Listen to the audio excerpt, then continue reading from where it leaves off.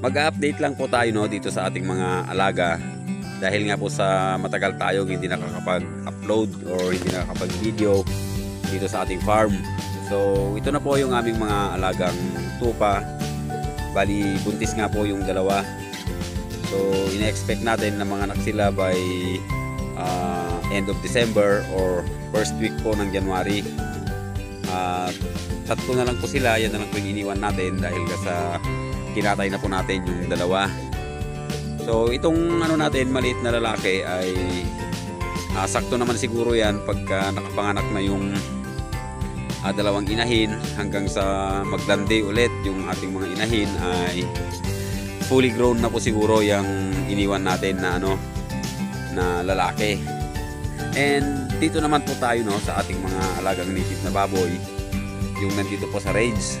Bali hiniwalay ko muna itong ating boar dahil nga po sa masyado siyang masiba at inaaway niya pa yung inaaway pa niya yung kanyang mga kasamang inahin. So tayo po ay nag-aalala dahil nga sa buntis po yung dalawa, baka makunan pa dahil nga sa talagang inaaway niya po sa tuwing sila ay kakain.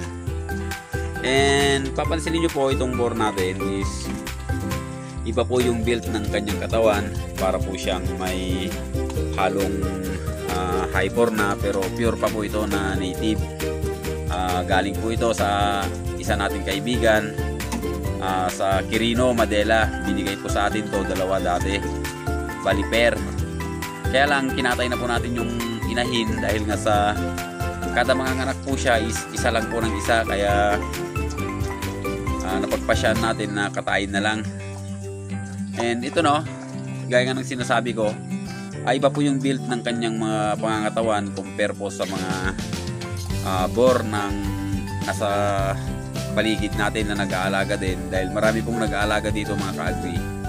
So yung mga boar po na ginagamit nila is yung mababa lang siya, tapos yung tiyan is halos sumayad na po sa lupa, at yung katawan niya is hindi pa taas kundi pa side po yung pagkataba niya. Kaya ibang iba po itong ating boar na nandito. Siguro po by genetics or sa lahi na pinanggalingan, hindi na po natin alam yun mga ka-agri. And ito na po yung ating mga inahin. Nakikita nyo laki na po ng tiyan itong isa, and yung isa rin po doon is buntis din po yun, at yung dalawa ay bago lang na dinagdag natin or hinalo para gawing inahin din. So ayan po yung ating mga alaga dito. Bali relax na po silang kumakain, hindi na po gaya nung nasa labas si boar natin. Talagang inaaway niya po, gusto niya siya lang ang kumain. So yung mga kambing natin is nasa labas pa. Mamaya siguro is ipapasok na natin dahil alas 4 na. Bali kakatapos lang natin mag grass cutter. Tinigil muna natin pansamantala dahil nga sa bibigyan natin ng daan yung ating pagpapakain sa ating mga alaga. And ayun, papunta po tayo dun sa likuran, i-update din po natin. Samahan niyo ako, so punta na po tayo mga ka-agri. So ayun na nga mga ka-agri, nandito na po tayo sa aming area ng aming mga alagang manok at pato. So pagkatapos na rin po nilang kumain, napakain na po natin sila. And puntahan lang po natin yung mga Muscovy ducks natin na nilipat dito nung nakaraan, yung 7. So ayan na po sila, malalakas na at malulutog naman dahil nga sa talagang hindi natin sila pinapabayaan sa pagpupa para mabilis silang lumaki at may habol natin hanggang December. So nagpalit din po pala tayo ng brand ulit ng feeds. Bumalik po tayo sa dati dahil nga po yung last na feeds na ginamit natin para sa mga sisiw ay bagong brand at mas mura pa po ng pesos kaysa sa ginagamit natin. Pinasubukan sa atin ng may-ari ng Agribet dahil palagi po tayo bumibili doon. So hindi ko po nagustuhan yung resulta, kaya bumalik din po ako sa dati.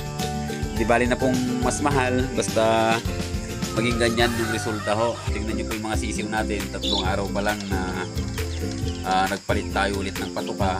So ayun po, biglang gumanda po yung kanilang mga pangangatawan at naging masigla po sila. Ganun din po dito sa 6. So itong 6 dati parang ang papayat na mahina, pero sa ngayon is okay na sila, nakaka-recover na rin sila.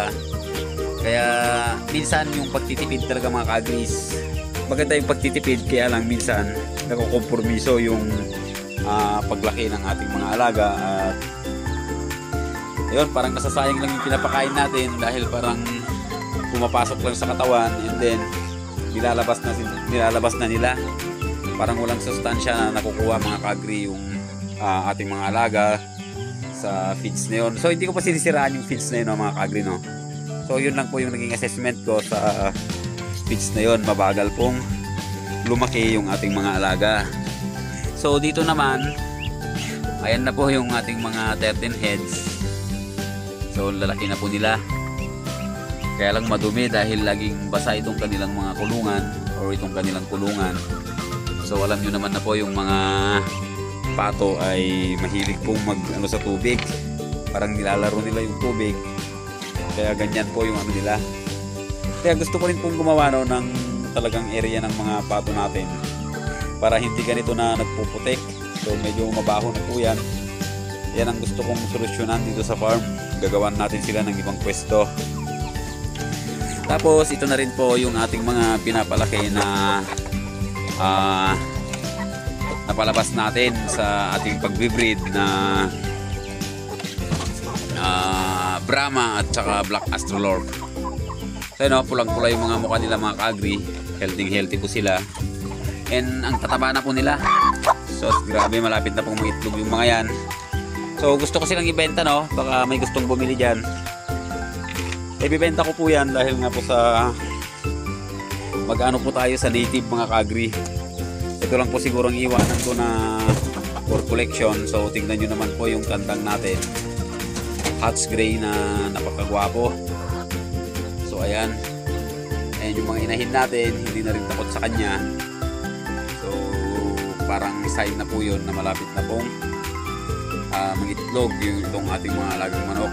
Kulang pa tayo ng isang paitlugan dito. So magdadagdag tayo sa susunod na araw, tomorrow siguro. At ayun, wala pa po tayong ibang nagagawa dito sa ating bagong farm dahil nga sa doon tayo muna sa unahan naglilinis. So pagkatapos po natin doon, babalik po ulit tayo dito. Bali tutuloy natin to, tatanggalin natin. So mayroon po kasi kaming binabalak mga ka-agri, kaya ito munang unahin. Next year pa naman yung gagawin mga ka-agri, kaya magpo-focus muna siguro dito. So yun po yung plano sa ngayon. So ayun lang sa araw na to mga ka-agri, na ano naman na natin itong ating mga alaga.